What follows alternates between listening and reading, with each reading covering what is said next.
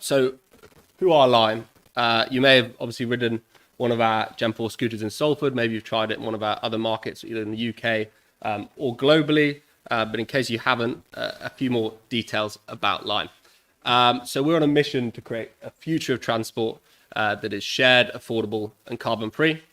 We're the world's largest provider of shared electric bikes and scooters, and we're also the UK's most experienced operator. We provide services in more than 250 cities all over the world, specifically across 36 countries, and we're the only micromobility operator with services in 5 continents.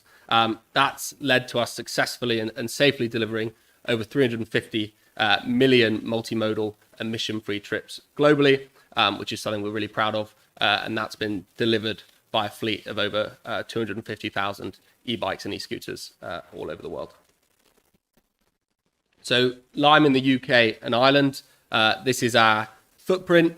Delivered over 12 million rides across our services, which include, obviously, in London, we have a large e-bike service, which is our first service in the UK, but then also our successful e-scooter trials in Salford, in Greater Manchester, also Milton Keynes, and in London as well. And then we have a private service in partnership with the RAF at an RAF Leeming base. And then also we've just launched a new shared e-bike service in County Mayo in Ireland.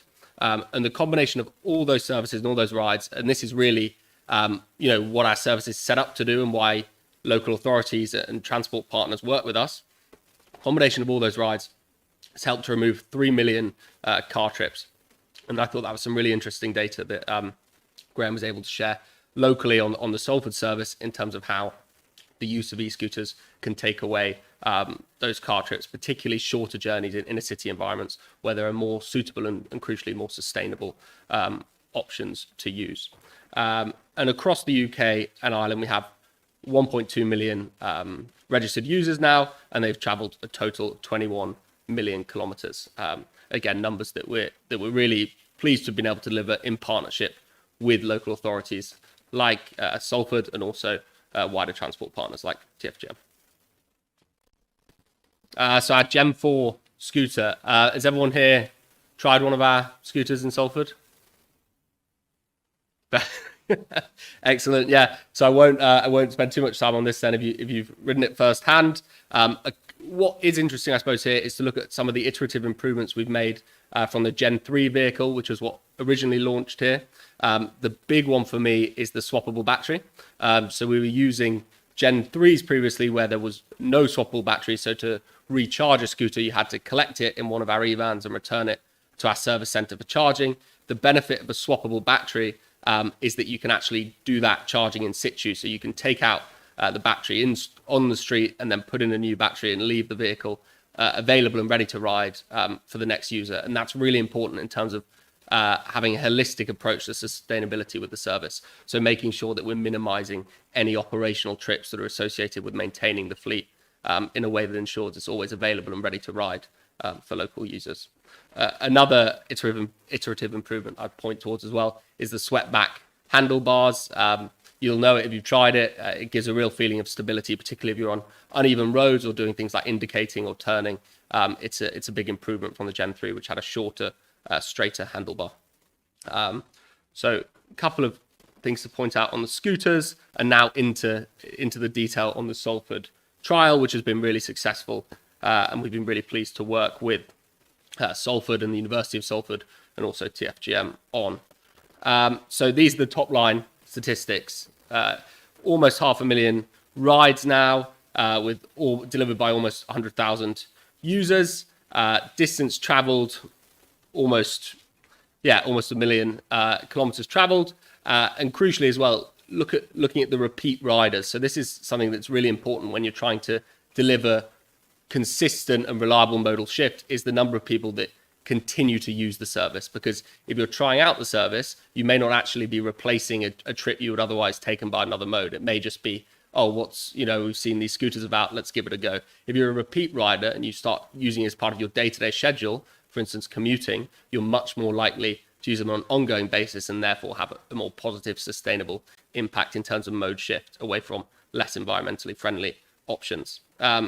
In terms of details on individual trips, the average trip duration is around 14 minutes, with a trip distance of just under 2K. That can often be, and it was in some of the quotes I think that Graham pulled out as well, you're often seeing Lime or other shared micromobility used as a first or last mile solution as part of an integrated transport network.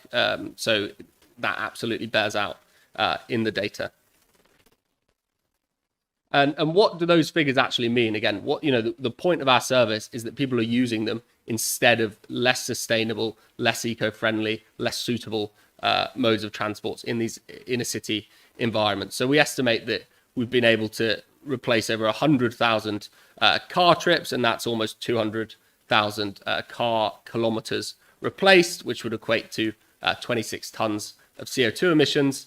And again, the bedrock of that delivery is all around getting people on scooters for functional trips. It's great that scooters are fun. It's really good, from, again, some of the quotes Graham pulled out, that people enjoy riding them. But crucially, it's that they enjoy riding them and are choosing to ride them in a functional way instead of less sustainable modes like ride hailing or mini cabs or private cars.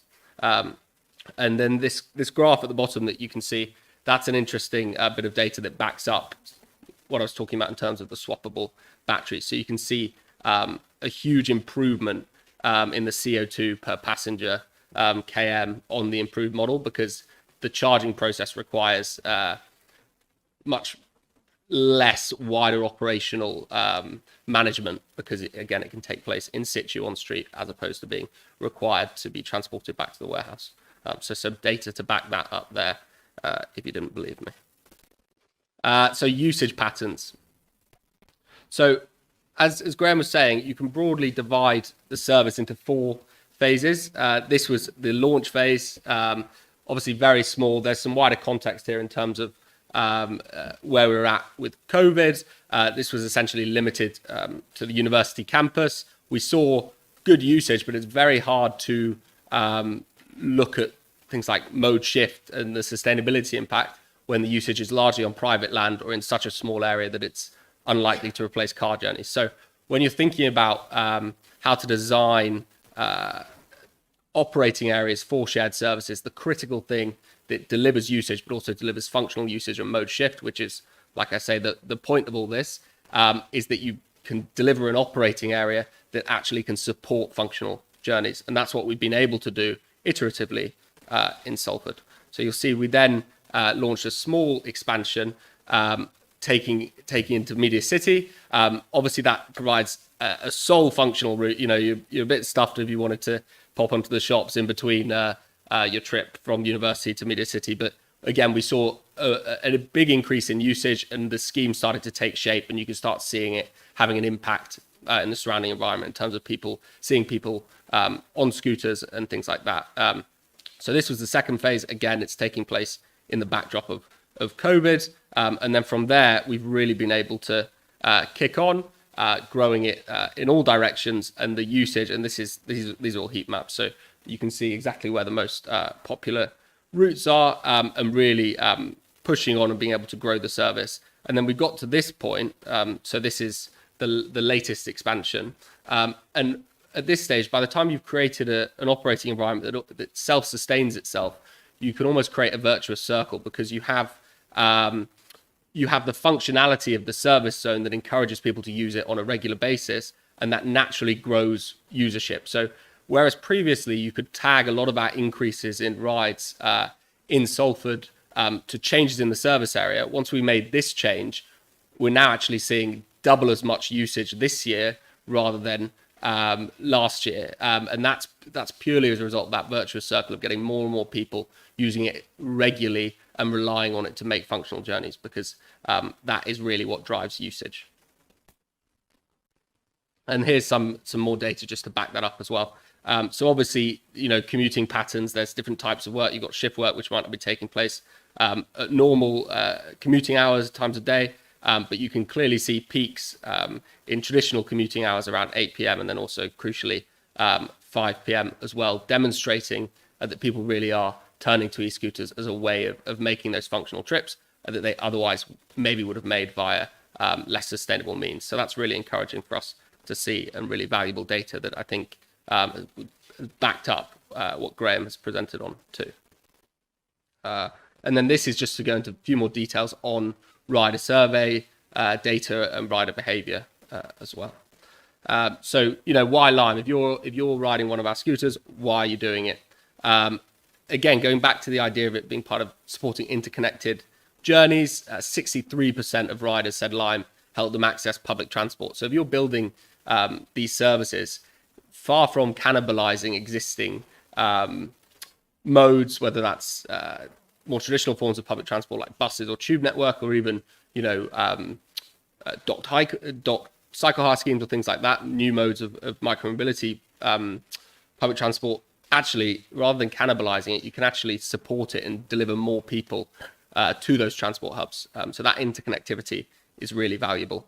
And in doing so, you can also encourage more sustainable behavior. So if people live far away from a tram station or a bus stop or wherever, and they wouldn't actually like to walk there, so they may get a taxi from A to B or use their own car, by providing that extra connectivity, you can actually get people to use public transport more. So 81% of riders said Lime made them more likely to use public transport and less reliant on a car. And then why else would you pick Lime? So hardware, obviously really important. When someone's getting on a micromobility, they want to be sure that it's safe, it's functional, it's going to get them where they need to go at the time they need to get there. And our data shows us that, the improvements and the iterations we made on our vehicles have really been borne out in terms of user sentiment. So 70% of Lime riders said Lime vehicles were better than competitors. And crucially as well, they thought they're better maintained as well. So 83% said the vehicles are better maintained. That's really the important part. When you're looking at some of the most critical metrics for looking at how shared micromobility can be successful, one of the things that anyone in the industry will look at is called uptime, which is basically what percentage of vehicles that are deployed at any one time are available and ready to ride for a user should they walk up to it and try and rent it. And by having that those maintenance practices and processes in place, you can ensure a really high uptime, which delivers usage and crucially confidence for the end user that they can actually get on the scooter and use it to make that journey that they need to make. And a couple of other data points here, particularly in terms of economic opportunity. I thought it was really interesting, Graham, what you were talking about in terms of data showing actually people maybe with less disposable income are more likely to use these types of services. And in addition to that, accessibility, it can actually support the local economy as well in terms of making people more likely to visit businesses or parts of the city that they previously deemed as inaccessible. So you can start to see real economic and accessible benefits from these services. So looking ahead, just to finish off my presentation, here's some really important data points that will shape certainly Lime's approach and what we try and deliver in Greater Manchester. So 46% of survey respondents believe that they would use a rental e-scooter in Greater Manchester to make trips that they otherwise wouldn't have. And crucially, 59% as well thought that it would make Greater Manchester a more attractive place to live and a more connected place. And that obviously has clear benefits. And like I said as well, in terms of the number of riders that are using our services that may have been priced out of other transport options that may have been more sustainable. So really important that we're not costing people out of making more sustainable decisions. And our Lime Access program, if you're familiar with that, has certainly helped locally in Salford there in terms of providing existing concession pass holders with discounted access. And this is really the big one. So this is the self plug. But in terms of how we want to move forward in Greater Manchester, there's clear demand for a wider service. So we've been able to really deliver strong functional usage within the existing Salford footprint of the service, but we do see lots of end trips at the edge of the service area, and there's clear demand for users to be able to ride these scooters across Greater Manchester in a wider area. And what's so interesting about this 68% figure is actually when you looked at the original breakdown of the data that Graham was showing in terms of how many people use the scooters, actually you have people here who don't use the service saying that it should expand. And that shows that actually one of the reasons why they might not be using the service is because it's not able to suit their needs at the current moment in terms of the journeys they're able to fulfill with it. So look, thank you very much for listening to me. Happy to answer any questions, either as part of the panel event or follow-ups over email. And if you haven't tried a Gen 4 scooter, please do. There's a code on there that you can use to get yourself a discounted ride and give it a go. So thank you very much.